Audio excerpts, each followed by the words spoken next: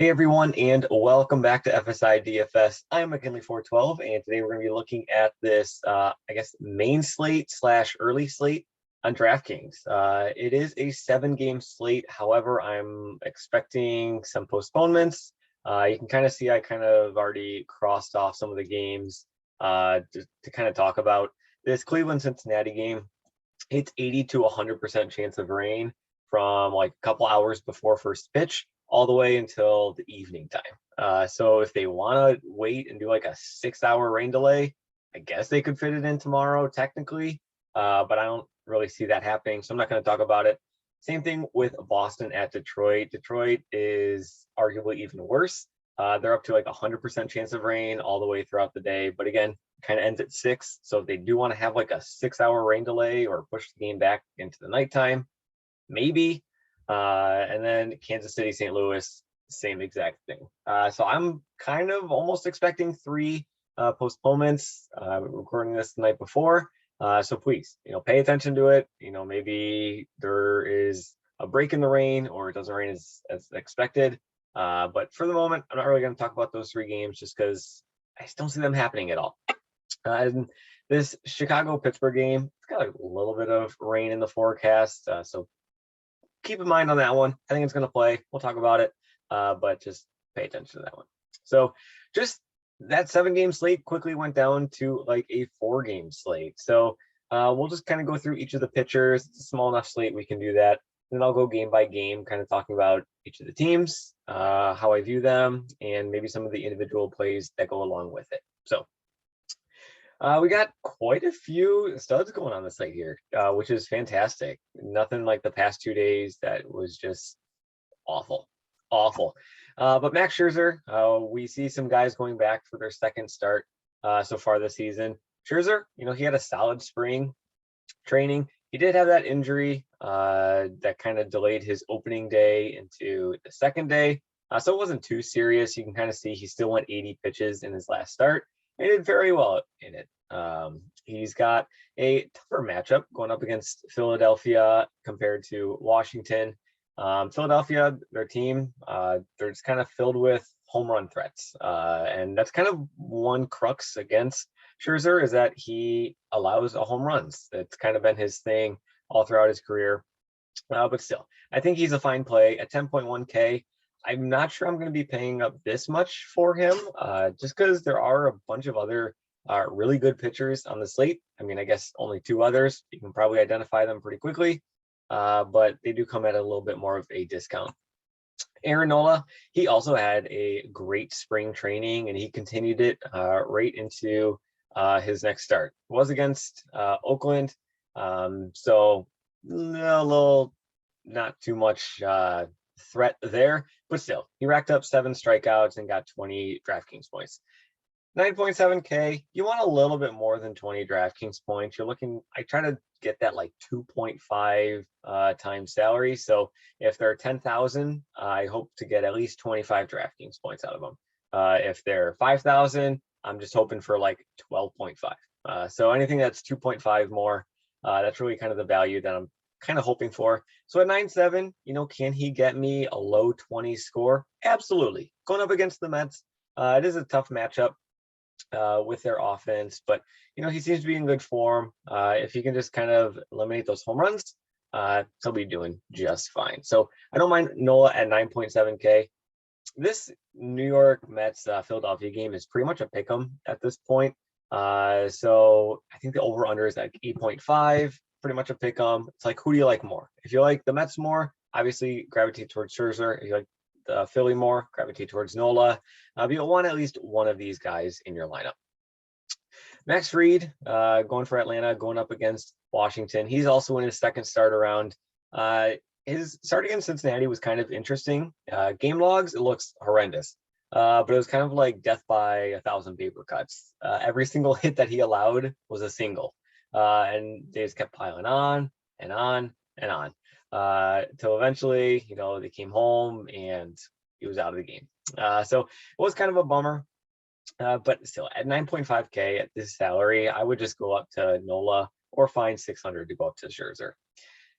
Clayton Kershaw, if you already got one of those R2, you probably head down towards Clayton Kershaw. There's one other guy that I do have a little bit interest in, though.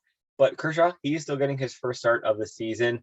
He said down here he had a simulated game. He went 75 pitches. So maybe in this game he goes around that, maybe even that 80 to 85 range, but probably nothing more. His big thing is going to be, can he limit the home run threat of Minnesota?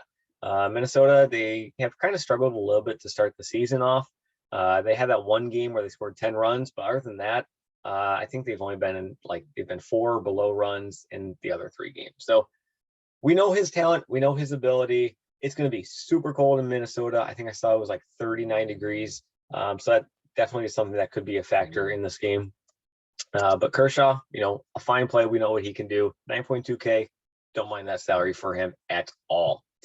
Josiah Gray, it's just kind of like a no thanks. He's a career 5.67 ERA pitcher, going up against Atlanta and this powerful offense. His spring training was a disaster. He allowed 10 earned runs in just 9 innings, 5 home runs in those 9 innings. And then he went out and nothing changed in the regular season. He still struggled mightily against the New York Mets, and now he's going up an arguably even better offense in Atlanta. So I do think Atlanta is probably one of the best bats play on this small slate. Kyle Hendricks. Hendricks is interesting. Which Hendricks are you going to get? I think that's going to be the question. And if you think you're going to get the good Hendricks, I think 6.6K is phenomenal value. If you think you're going to get the Hendricks from last season or from spring training, you might be a little bit more hesitant towards it. Last season, he had a 4.77 ERA. Spring training was awful for him. It's something to forget. But you can kind of see here, he did really well in his first start, getting 18.6 DraftKings points, shutting down Milwaukee's offense. But I mean, that Milwaukee offense has been struggling, as we've noticed. But it was just 2 years ago. It was just in 2020 that Hendricks sported an ERA under 3.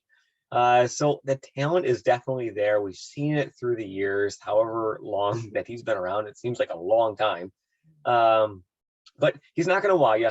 Don't expect 7 Ks. He's not a big strikeout guy. He's like a career 20 to 22% strikeout rate pitcher. So maybe in that 4 to 5 strikeout range. He's got a favorable matchup going against Pittsburgh. So at 6.6K, he's definitely viable. Even in your cash games, I think he is a viable option. Yeah, that's pretty much it on Hendricks. Paddock, he is off of San Diego. He is now on Minnesota. Could be good for him, getting a possible chance in the starting rotation. I don't expect really more than 3 to 4 innings from this guy. And he's got a really tough matchup going up against LA. I would just much rather play Hendricks than Paddock at this point. And then Thompson, this is more of a GPP, if anything, going up against the Cubs. The Cubs, their offense kind of has struggled outside of, say, a Suzuki, who just has been raking homers, which is kind of what we all expected with that offseason signing. But still, he's just kind of like a GPP flyer at this point. So turning towards the bats, we'll just start with this first game, this Washington-Atlanta game. On the Washington side of things, like I said, Reid, he had a really rough start in his first outing. But other than that, he doesn't really allow home runs. Like I said, he didn't allow a single extra base hit.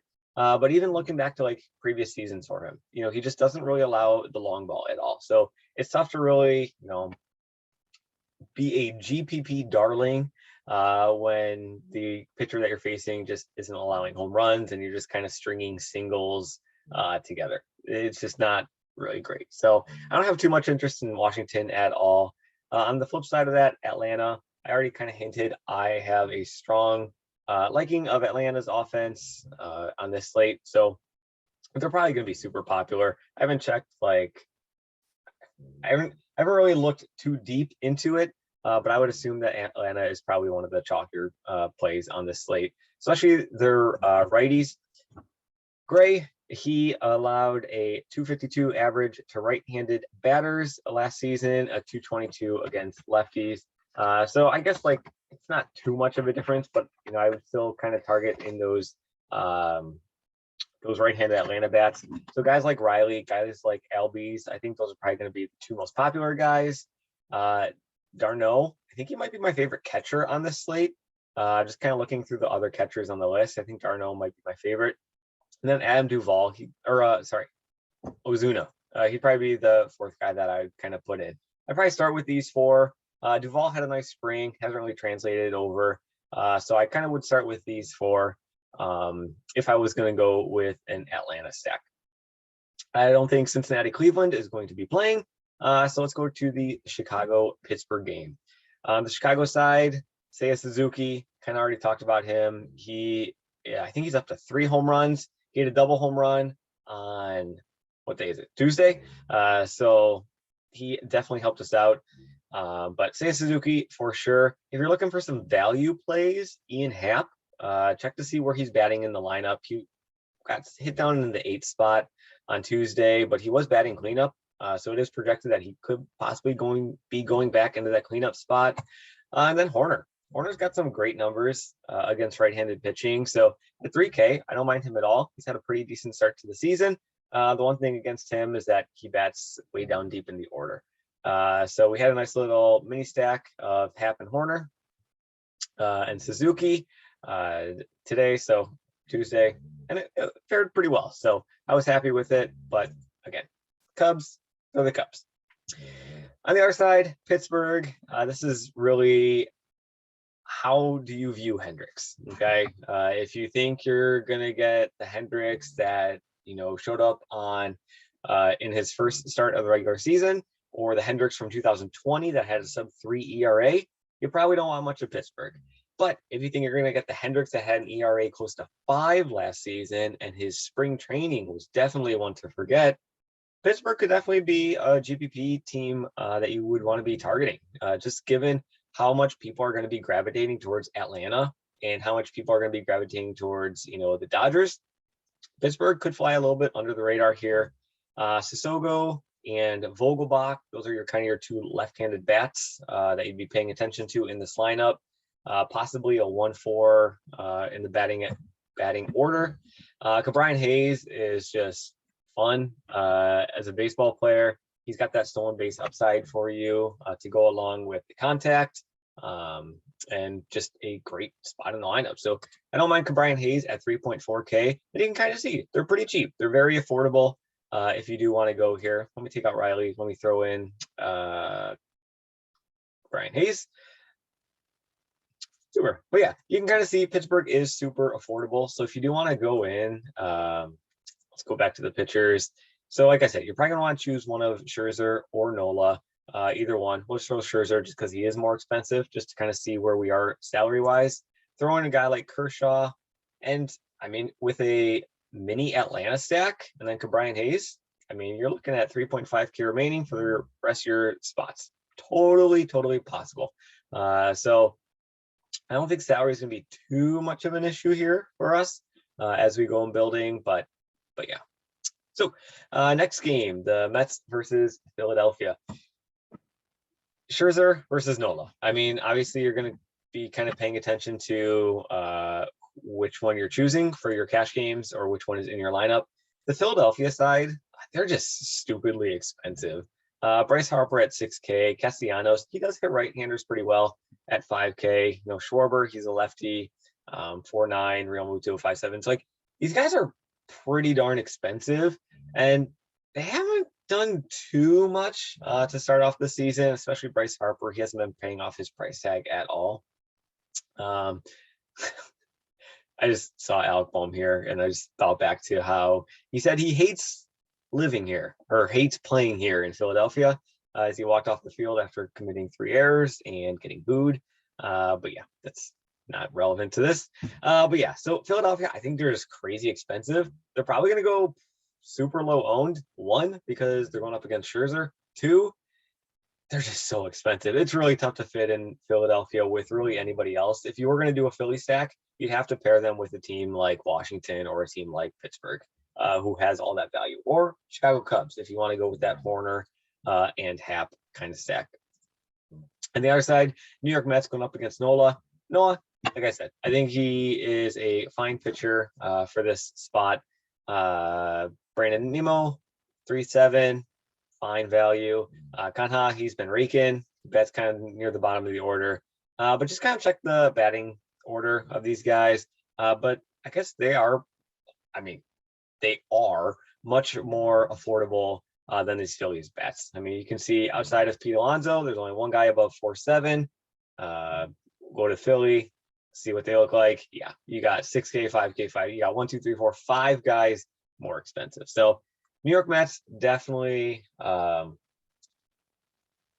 better salary, whatever. I don't know. It's late. I'm recording this after midnight. I am pretty tired, but I want to get a video out for you guys. So let's keep it going. Final game, at least that I think is going to be the final game. I'm expecting some postponements tomorrow. The LA Dodgers versus Minnesota. On the Minnesota side of things, you just got to remember Kershaw just destroys left-handed hitters. So just take every left-handed hitter and throw them out the window for Minnesota. They don't have many of them, so you don't really have to sweat it out too much. But like I said earlier, Minnesota, they have been kind of struggling offensively. They had that one blow-up game where they scored 10 runs. Buxton hit some home runs. Everybody was hitting home runs. Kepler, I can't even remember who else was hitting home runs, but they all were. But the other games, they scored 1 run, 3 runs, and 4 runs. So now they're going up against Kershaw as their offense is struggling. Not the guy you want to see on the mound as you're trying to get going. On the other side of that game, you got the Dodgers going up against Paddock. Paddock had some pretty extreme splits last season. In 2021, right-handed batters hit 325 off of him. Left-handed batters, only 214.